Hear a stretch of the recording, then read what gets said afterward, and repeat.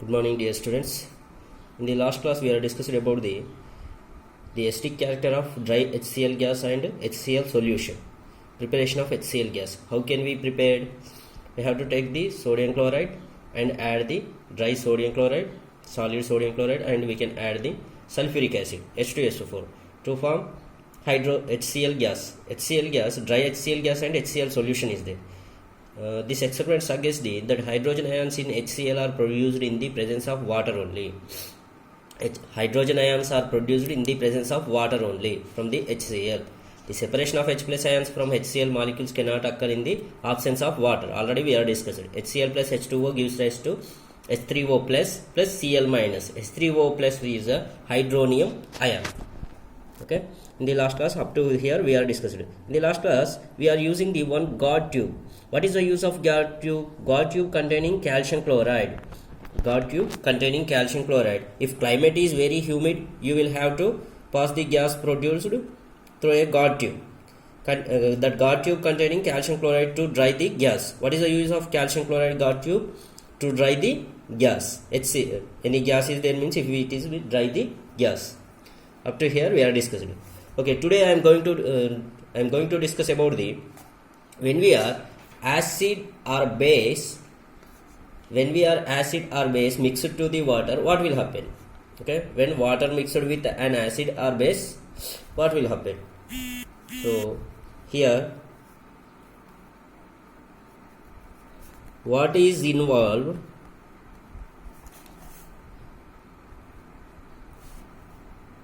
When water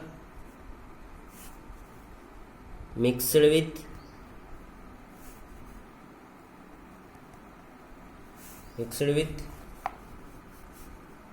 an acid or a base. So next one is what is involved when water is mixed with an acid or base. If we mixed water with acid or base, what will happen? Once we have to check by the activity. So what is the activity? Here in this activity we have to take the one beaker.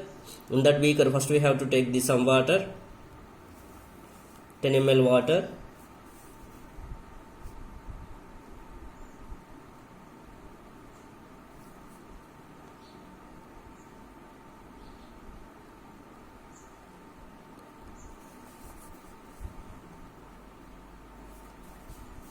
This is a acid. Here acid we are mixing with water. This is a water. Okay, this is a 10 ml water. Okay, first in this we have to take the 10 ml of water in beaker. Add a few drops of concentrated acid. For suppose if we have take the sulfuric acid, add a few drops of concentrated sulfuric acid to it and swirl the beaker slowly. First we have to take the 10 ml water. 10 ml water in a beaker. 10 ml water in a beaker. What we can add? Add a few drops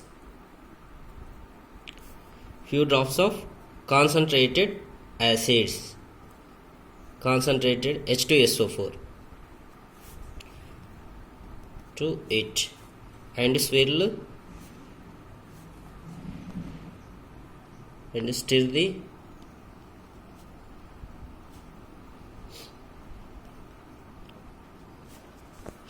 beaker slowly. Here first we are taking the 10 ml of water in a beaker, add a few drops of concentrated H2SO4 solution to it and stir the beaker slowly. Is there any change in temperature? Is there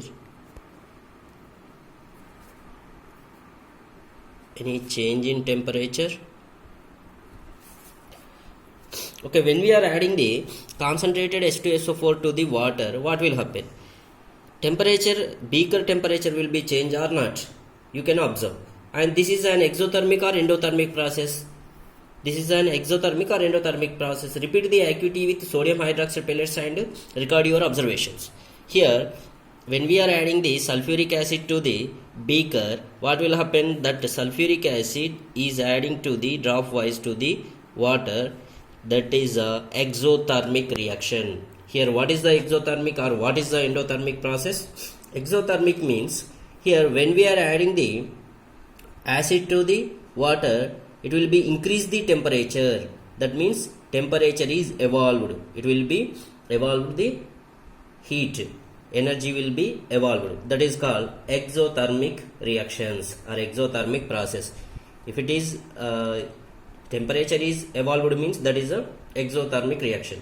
If temperature is observed means that is a endothermic process. Some of the reactions are exothermic, some of the reactions are endothermic.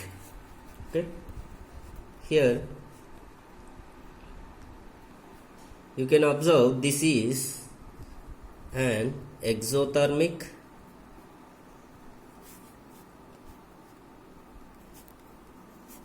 or endothermic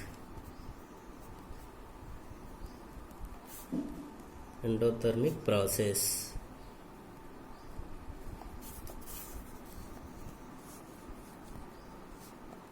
Repeat this activity with base also. Repeat this activity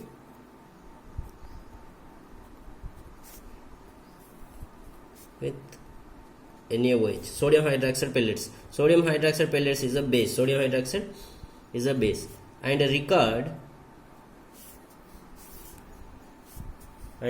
your observations.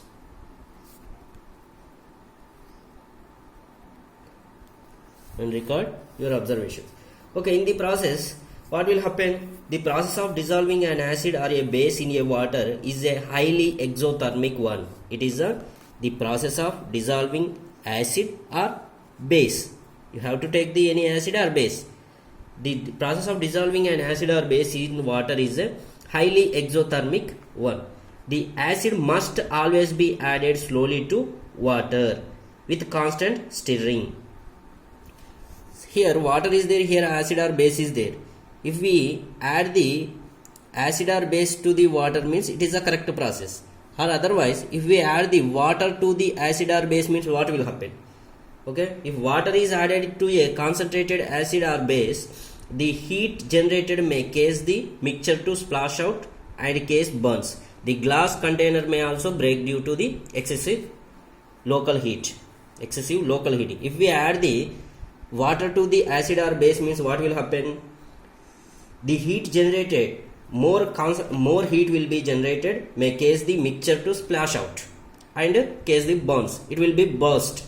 Okay, so mixing an acid or base with water results in decrease in the concentration of ions, that is hydronium ions and OH minus ions. For unit volume, such a process is called dilution.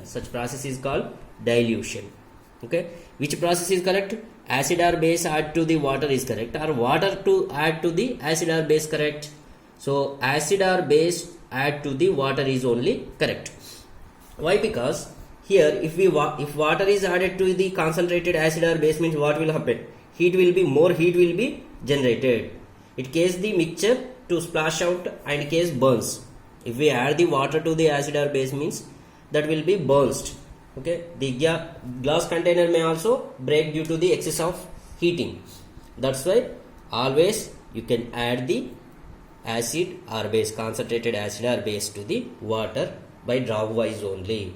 Don't add the water to the concentrated acid or base. Okay, correct method is acid or base add to the water is correct method.